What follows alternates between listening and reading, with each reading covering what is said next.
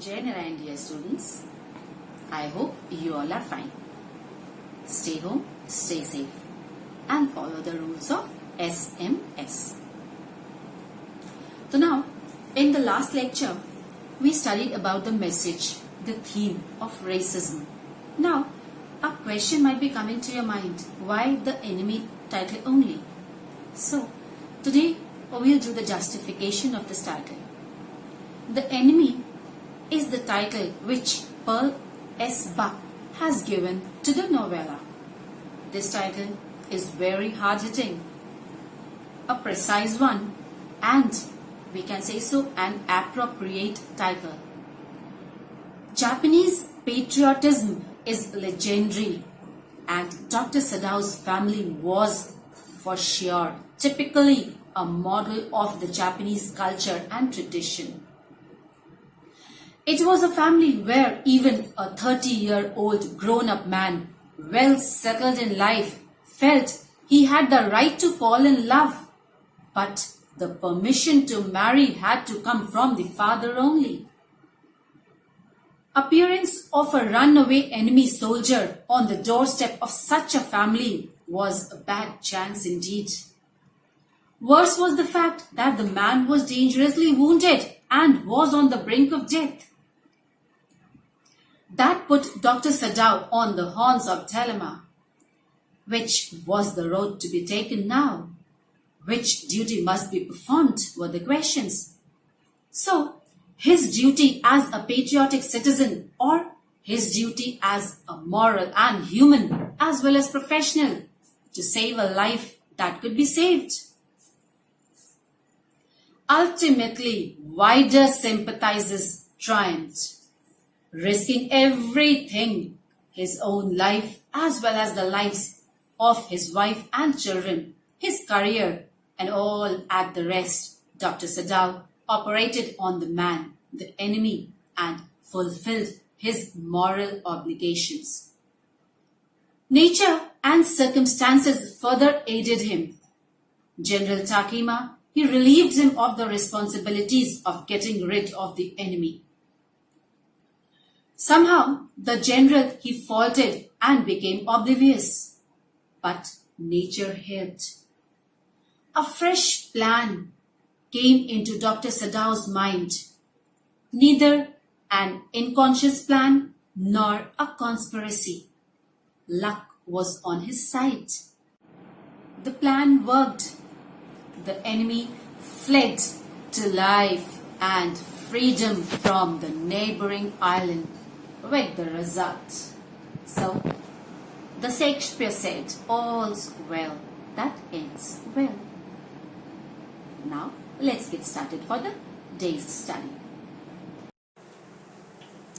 So, students, let's start the enemy. Here, we see that on page number 26, we are starting from page number 26. So we come to know that at that moment, both Dr. Sadao and Hana, they saw a figure. It appeared out of the mist. It appeared black in color due to the mist which was present in the air, and the outline of a man's body was very much visible in the mist also. That man, he was walking very unsteadily with his arms above the head. It was an indication that he was a prisoner. The man walked a few steps and then disappeared in the mist. Upon seeing the figure, Hana, she reacted by asking that who was that person.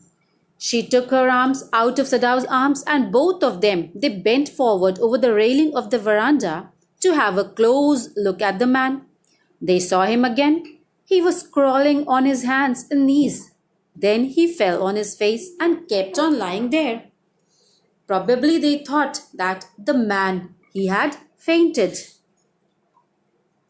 Now, as the area had villages which were full of fishermen, Sadao said that probably it was a fisherman who had been washed off his boat. So he ran very fast to help him. Hana also followed him. The loose sleeves of her Haori, it flew as she ran. This part of the coast, it was not normally inhabited, as it had very dangerous rocks on it, and the rocks which were present there, they were pointed.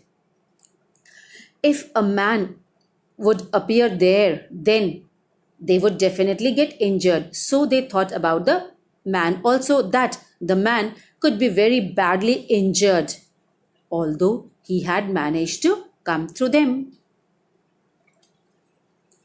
Now, on page number 27, we will come to know that as the Japanese couple saw the man, they realized that he was very badly injured. The sand on which he lay, it had blood stains on one side, which indicated that he was wounded very severely. Now, Dr. Sadao, he said that the man was very seriously wounded. He approached the man who lay motionless with his face buried in the sand.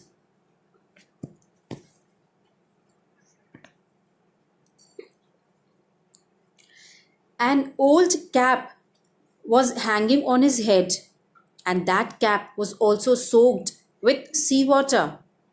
His dress was also wet and it was tattered, it was torn. Then Sadao, he turned the man's head. As they both, the Japanese couple, when they saw the face, they came to realize that he was having a white face. Then Hana spoke confidentially that the man was a white man. White man means he was an American. The injured man, he was an American. As his cap fell off, they saw his wet yellow-colored hair, which had not been cut for a long time, and they came to know that he was quite a young man. His face was having a mark which indicated that he had been tortured. He had a rough, unkempt yellow-colored beard also. As he had fainted, he did not know of the presence of the Japanese couple over there. Now comes that Sadao was reminded that the man was wounded, as he had seen bloodstains on the sand. So, as he was a doctor, he moved his trained fingers around the man's back to search for the wound. He felt blood oozing out of the wound in the lower part of his back, and that was a gunshot. The man had been injured a few days ago. He had not got any medical help to treat the wound, as he had himself used some black-colored powdered substance on it. The sharp rocks on the shore, they had also pierced it, and so it was bleeding. Hana was concerned that the man was injured and said in a very low voice that he was bleeding. The mist had intensified now. The three of them could not be spotted by anyone. Moreover, the fishermen and the rag pickers, they did not visit the place at that time of the day. Now, Sadao answered to himself and said that the best thing was to put the man back into the sea. As the bleeding stopped, he stood up and removed the dust from his hands, because he has applied the sea mosses. Now, Hana also supported his opinion about Sadao. He then said that if they gave him shelter, they would be arrested for sheltering an enemy, and if they handed him over to the Japanese army as a prisoner, then he would definitely die in the prison. So, as he thought that both the options were not favorable, so the best option was to put him back into the sea. Hana added that the kindest act for them was to put him back into the sea. Both of them, they did not move ahead to do so.